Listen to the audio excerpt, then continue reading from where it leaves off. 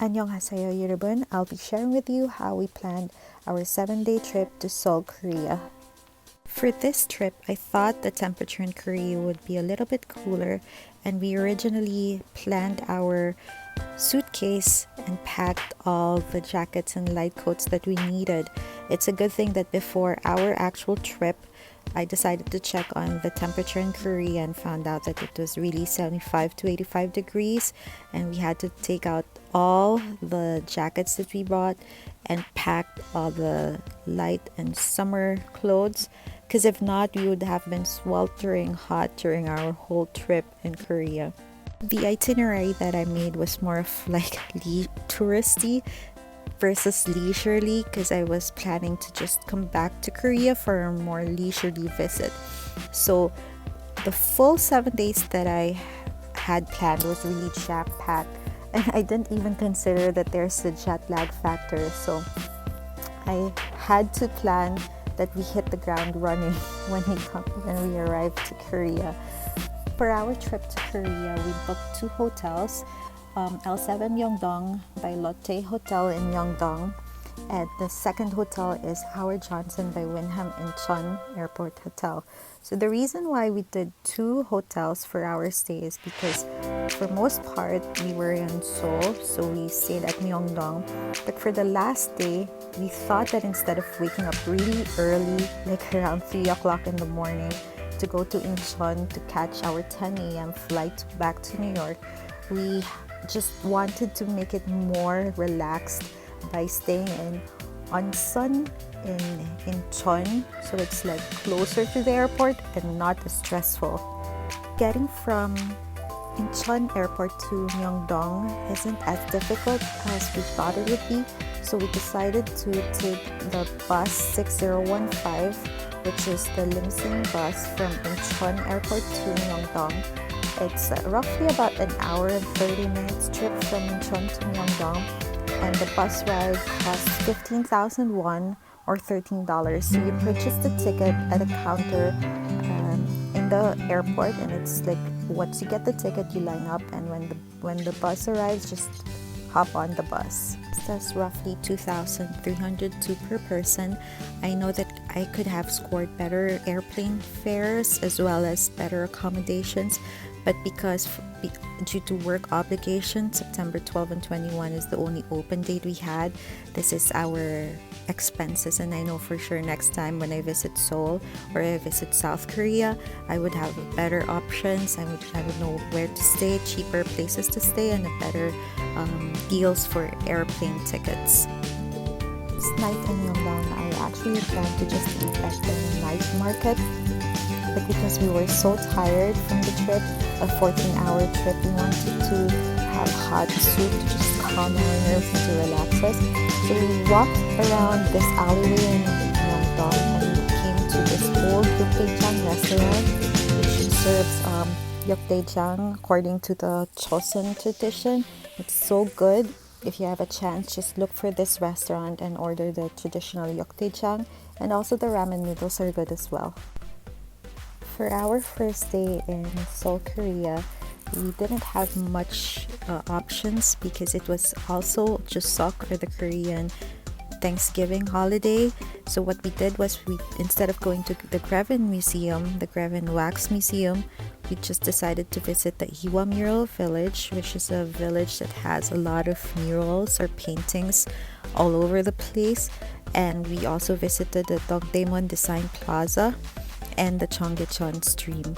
Be mindful, for those of you who want to visit the Humeral Village, that you would have to walk up a number of steps, so be prepared for a long hike. Also be mindful that it's a residential area, so don't be too loud or boisterous, and be mindful of the residents. It was mostly spent in Gangnam, where we visited the COEX Mall and had lunch at the food court. We also got to see the horse hands statue, which was a statue for the famous song Gangnam Style. We also got to visit the Hyundai department store, which is a high-class department store in Gangnam. And when we got back to Myeongdong, we also checked out the Lotte department store. For day 3, we visited the Gyeongbokgung Palace, the Bokcheon Hanok Village, and we also had lunch at the Samcheong Street. There's this good restaurant called the Hongdae in Samcheong Street. They had this really good chicken teriyaki. And also, if you want to go and check out the changing of the guards at the Gyeongbokgung Palace, be sure to be there by 10 a.m. because the next changing of the guards would be at 2 p.m. Since this is close proximity to the Bokcheon Hanok Village, walking won't be such a chore. But because it was too hot and humid that day, we just decided to take the bus to Samcheong, and then from Samcheong we walked to the Bokcheon Hanok Village. So before I start with day 3, I forgot to mention that if you're in Myeongdong area, be sure to check out Yugane, the duck kalbi place. They have this really mean duck kalbi. You have to check it out and try. So for day 4, we went to the Jiangdong Palace, and for lunch we had Isaac's Toast and Coffee. We went to an alleyway near Tutu Chicken or Duldul Chicken in Myeongdong, this is in front of L7 near Daiso. So we spent the most part at the palace, and afterwards we went to the Han River, and we spent the afternoon chillaxing at the Uido Han River Park. After relaxing at the Uido Han River Park, we went to the Lotte outlet store to do some outlet shopping. And after shopping, we hopped on the train to go to Hongdae area. The first stop was the AKND Mall near the Hongik area. Dinner was at Nasoy, which is a Thai fusion place. Hongdae has a different vibe. It's more of like college, artsy, youthful, because it's where most of the colleges are. But it's so fun to be. It's a fun place to be in, and there are a lot of street performers as well. K-drama fans, especially fans of the historical dramas or the Sagok dramas, a visit to the MBC Daejeon Park is a must.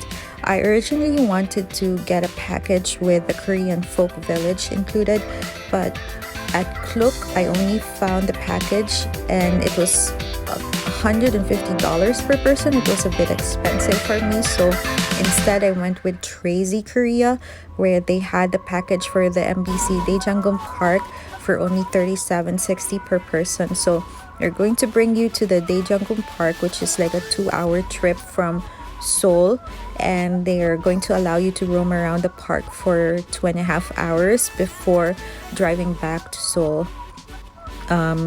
This is really a must, and it was so great to see sites where the historical dramas from MBC were created. The tour at Daejeon Park, we decided to go back to Dongdaemun Design Plaza to witness the building lit up at night. It looked very different from how it was when we first visited it, because we visited it in the morning, so we couldn't see it well lit.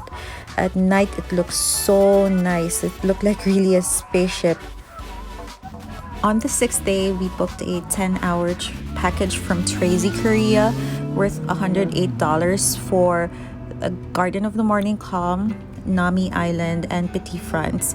It was well organized, and all we had to do was hop on the bus, and then when we get to the destination, we were allowed to roam by ourselves, and after a given time we would just meet up at the bus to move on to the next destination. So Crazy Korea did a real good job with the package. For the 7th day, we decided to move to Incheon, so we're near the airport.